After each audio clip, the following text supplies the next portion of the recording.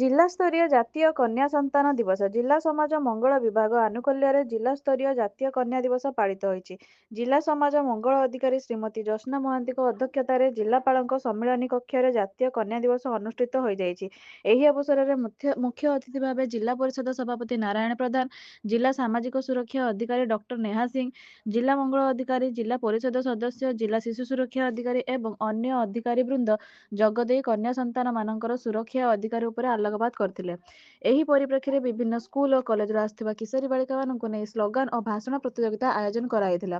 ଏହି କାର୍ଯ୍ୟକ୍ରମକୁ ଅଧିକ ସାରସ୍ୱତ କରିବା ପାଇଁ ଜିଲ୍ଲା କାର୍ଯ୍ୟାଳୟରେ ପ୍ରୋଟେକ୍ସନ ଓ ପ୍ରୋଗ୍ରାମ ଅଧିକାରୀ, ଜିଲ୍ଲାର ସମସ୍ତ ସିଡିପିଓ, ସୁପରଭାଇଜର, ଅଙ୍ଗନବାଡି କର୍ମୀ, ଆଶାକର୍ମୀ, ଏସଏଚଜି ସଦସ୍ୟା, କିଶୋରୀ ବାଳିକା ଓ ଜିଲ୍ଲା ମହିଳା ସଶକ୍ତିକରଣ କାର୍ଯ୍ୟାଳୟର ସମସ୍ତ କର୍ମକର୍ତ୍ତା ସକ୍ରିୟ ଅଂଶଗ୍ରହଣ କରିଥିଲେ। ଏହି ଜାତୀୟ କନ୍ୟା ଦିବସରେ ପ୍ରତିବିମ୍ବ ପକ୍ଷରୁ ଆଜି ବି ରେବତୀ ଲଢୁଛି ନାଟକ ପରିବେଷିତ ହୋଇଥିଲା। ନମସ୍କାର, ମୁଁ ଦିବ୍ୟଲୋଚନ ମହାପାତ୍ର, କବି ତଥା ନାଟ୍ୟକାର ଭାବେ ରେମଣା ମାଟି ବାଲେଶ୍ୱର ମାଟିରେ ପରିଚିତ।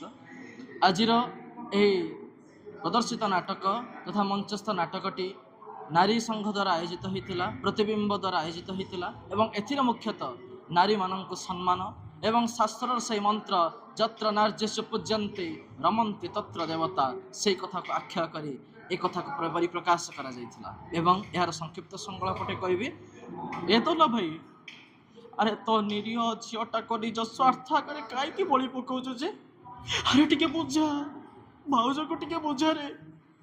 ଭାଉଜ କିଛି ନ ବୁଝି ନ ଜାଣି ନିରୀହ ଝିଅଟାର ସ୍ୱପ୍ନକୁ ମାଟିରେ ମିଶାଇ ଦେଉଛନ୍ତି ନା ଭାଇ, ମାଟିରେ ମିଶାଇ ଦେଉଛନ୍ତି। ଡାକ୍ତରବାବୁ କେତେ କଥା ବୁଝାଇଲେ, କେତେ କ'ଣ କହିଲେ, ହେଲେ ତାଙ୍କ କଥା ଟିକେ ବି ସେ ଶୁଣିଲାନି। ଆରେ ବୁଝାରେ, ଆରେ ବୁଝା। ଧନ୍ୟବାଦ, ଜୟ ଜଗନ୍ନାଥ।